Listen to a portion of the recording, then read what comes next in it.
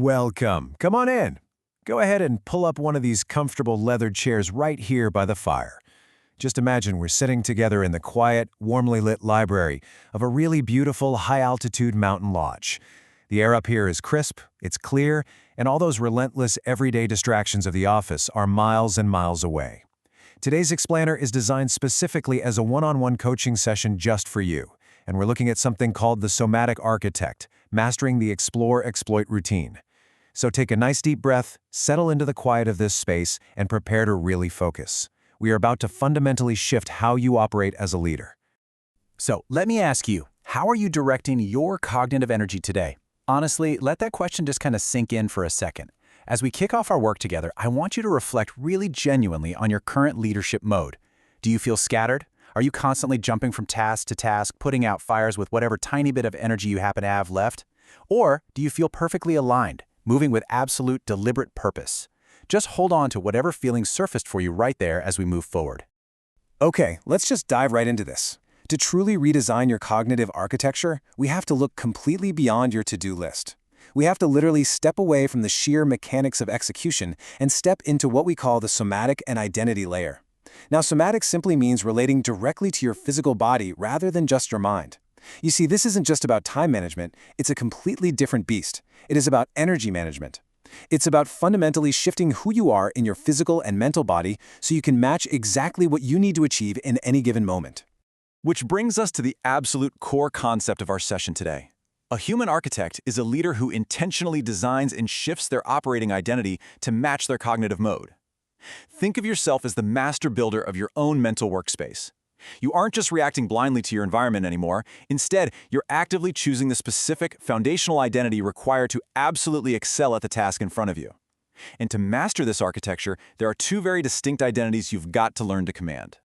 First up, embodying the Explore identity. Let's take a look at this incredibly expansive mode. I want you to picture yourself just stepping out from this cozy library onto a huge, wide-open balcony here at the retreat, looking out at this endless, unbroken horizon. The air is fresh, the view is vast, and there are zero interruptions.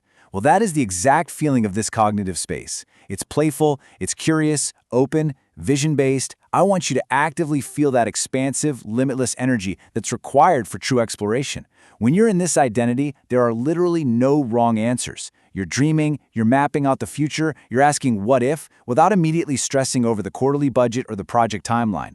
It requires a level of intellectual openness that, frankly, a lot of senior leaders just forget how to access.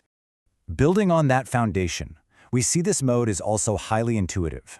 It's all about high possibility thinking, and it completely culminates in being energetically expansive. This specific state is absolutely crucial for dreaming up your next big vision. I mean, think about it. You simply cannot innovate if your mental energy is contracted and defensive. You literally and mentally have to expand your presence to let those high possibility ideas actually flow into the room. Now, check out the stark, deliberate contrast between these two states. On one side, we have that energetically expansive Explorer mode we just felt out on the balcony. But on the other, we have the energetically narrow Exploit mode. You see, you can't live in that expansive state forever. If you do, nothing actually gets built. The true magic of leadership happens in the conscious, deliberate transition from that vast horizon straight back into the focused room. Which brings us to grounding the exploit identity. This is where we fully transition into the realm of execution. Let's actually make that shift right now. Imagine moving away from the expansive balcony and sitting down at a heavy, solid oak desk right back inside the library. Notice how your posture naturally changes. You become grounded, focused, precise. Think of these as a totally no-nonsense progression of traits that are absolutely necessary for getting the actual work done efficiently. In the exploit mode, we don't want playful. We want absolute surgical precision. We want the boundaries firmly defined so we can execute flawlessly within them. To completely lock in that grounded state, you need to be structured, execution first, and energetically narrow. Think of a laser beam. It cuts through solid steel precisely because the energy is completely narrow and concentrated. I want you to feel that heavy, anchored focus. When you are properly dialed into exploit mode, distractions literally bounce right off you because your somatic identity is completely locked into execution. So if there's one crucial takeaway, it's right here. Leaders learn to embody the correct identity for the correct cognitive mode. Take a moment, really let that settle in by the fire. The biggest breakdown in leadership happens when a leader tries to be precise in execution first, while simultaneously attempting to brainstorm a new vision. Or, on the flip side, when they're entirely too playful and open when they actually need to be finalizing a complex logistical plan. The real mastery is in intentionally shifting between the two. And the result? The executive advantage.